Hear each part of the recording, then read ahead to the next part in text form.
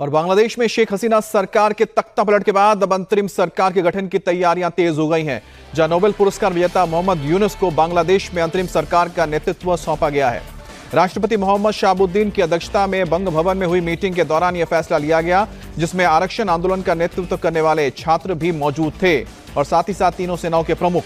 वहीं इन सबसे परेशान बांग्लादेश की पूर्व प्रधानमंत्री शेख हसीना अभी भारत में ही है।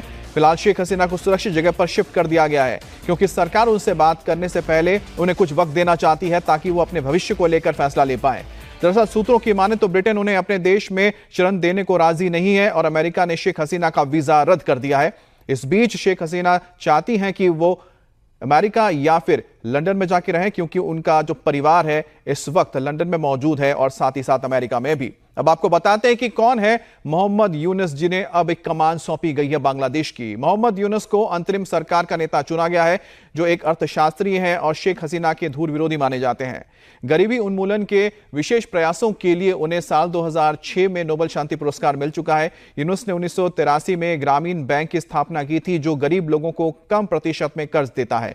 वहीं साल 2009 में उन्हें United states presidential medal of freedom से भी सम्मानित किया जा चुका है। अब शेख हसीना के इस्तीफे के बाद से बांग्लादेश में अशांति का दौर चल रहा है, जहां अब अल्पसंख्यकों के लिए मुसीबत पैदा हो गई है। हिंसा और अराजकता के बीच वहां रह रहे करीब 1 करोड़ 35 लाख हिंदुओं पर आफत आ गई है। हिंदुओं पर लगातार हमले हो रहे हैं, उनके घरों और दुकानों को निशाना बनाया जा रहा है।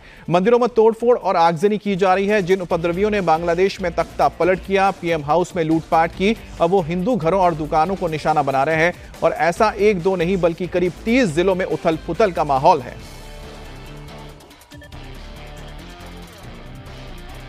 अब शेख हसीना की सरकार गिरने के बाद गुस्साई भीड़ ने हिंदू संगीतकार राहुल आनंद के घर को भी लूटा और आग के हवाले कर दिया। करीब 140 साल पुराना उनका यह घर जला दिया गया। हालांकि रिपोर्ट के अनुसार आनंद और उनका परिवार पहले ही बच निकले में सफल रहे थे, लेकिन हमलावरों ने उनके घर में जो भी सामान था उसे लूटा, कीमती सामान चुरा लिया और फिर घर को आग के हवाले कर दिया।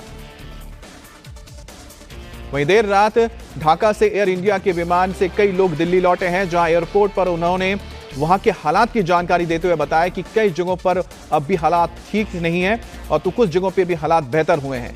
यात्रियों ने बताया कि 18 जुलाई को युद्ध जैसा माहौल था और जहां कई इलाकों में कर्फ्यू लगा दिया गया था और सेना को तैनात किया गया।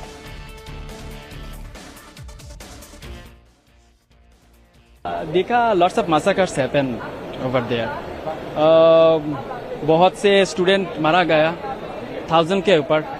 वो ऑफिशियल अनऑफिशियली काउंटिंग है और ऑफिशियली वो बता रहे हैं कि 200 plus, but unofficially that was 1000 plus. On 18th July, I saw it was like a war zone in Bangladesh near my office in Uttara, and after that there was a curfew and there were army and people getting killed in front of my eyes.